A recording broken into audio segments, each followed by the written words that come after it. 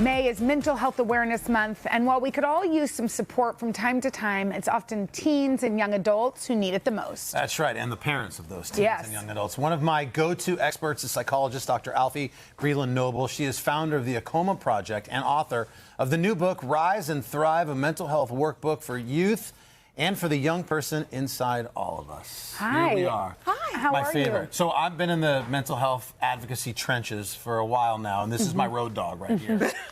Dr. Alfiee and I get to do a lot of stuff together. Yes. Selfishly, so great to see you. You too. You know, I think the thing I get most asked, and you Yeah. probably do too, are viewers of the Today Show who are parents who say, I have a teen and I'm worried about my teen. I don't know if they're just moody or if there's a real red flag for mental health.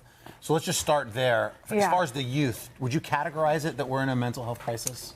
Yes and no. I would say we're in a crisis in the sense that there are a lot of kids out here struggling, right? And so at my nonprofit, you know, Carson, the AAKOMA Project, we did some studies. We've done 2 studies over a couple of years, about 12,000 kids. And what we find is 60 to 70% of these kids are talking about things like experiencing moderate to severe symptoms of depression, moderate to severe symptoms of anxiety, and if you add in mild symptoms, not just moderate to severe, it goes up to 75 to 77%. So we have a lot of young people who are struggling, and I would say because so many are struggling, it kind of is a situation where we're in a crisis, a bit of a crisis. Okay, well, we know that. I know one of the reasons we are at that place is social media can play a part of this. What should parents be looking out for, and how can we help? So I think the biggest thing is we can't be afraid to engage with our kids. We can't be afraid to pay attention to what they're doing on social media. It doesn't mean we're stalking what they're doing. It just means that we're aware. And so we want to be looking for things in their social media feeds. Who are they following? What kind of content?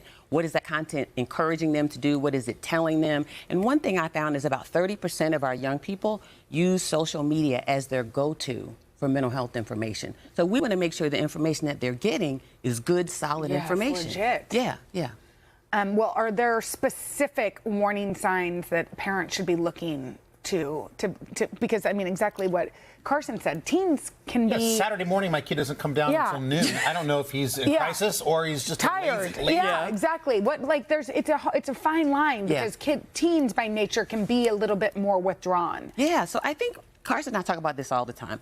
You want to know your child's baseline. What does that mean? That basically means how is your child when they're in a neutral heart space?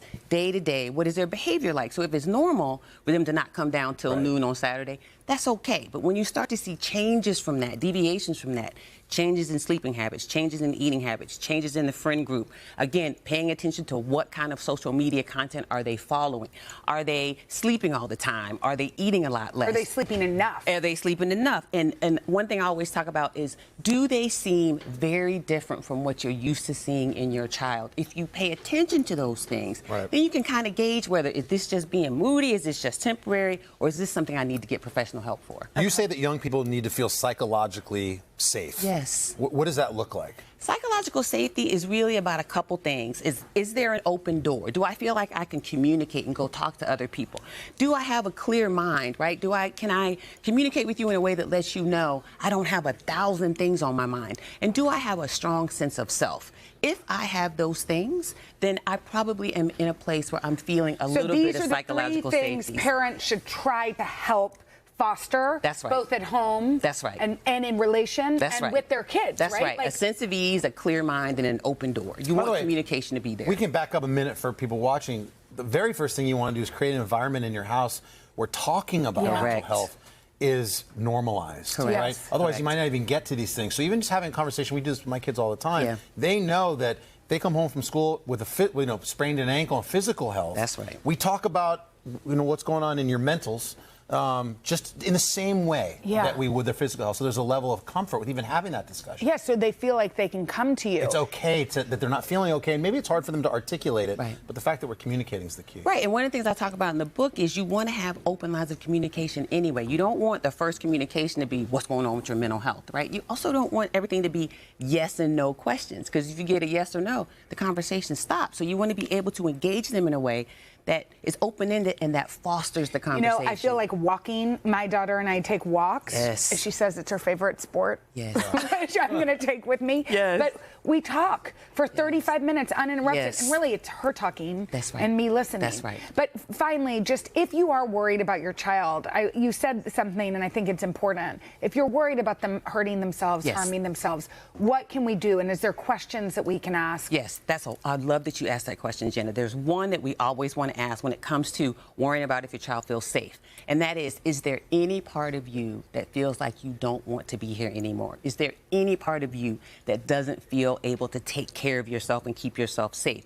Because that makes it a little easier than asking straight on. A lot of people don't like to ask, are you suicidal? Yeah, and I think there was, research done that if you ask it a certain way, it's like they're in pain. Yes. So they think leaving is helping you, and that's right. not the case. That's right. They carry guilt. So when people have depression, they carry a lot of guilt that they're burdening other people. Yeah. That's right, guilt and shame. And so you're trying to alleviate some of that in the way that you ask So the question is any part of you not feel safe? That's correct. Great. There you go. You're the best. I get it. Can you come back, both of you? Anytime. Pick up a copy of the book, Rise and Thrive. It's tremendous. Today.com/books. Dr. Thank Alfiee. you so much, Dr. Alfiee. That was so helpful. You guys, thanks for watching. I know. Come join us for all the fun every weekday on NBC. Yeah, and don't forget to take us along when you're on the go. Follow the Today with Jenna and Sheinelle podcast on Apple Podcasts, Spotify, or wherever you listen.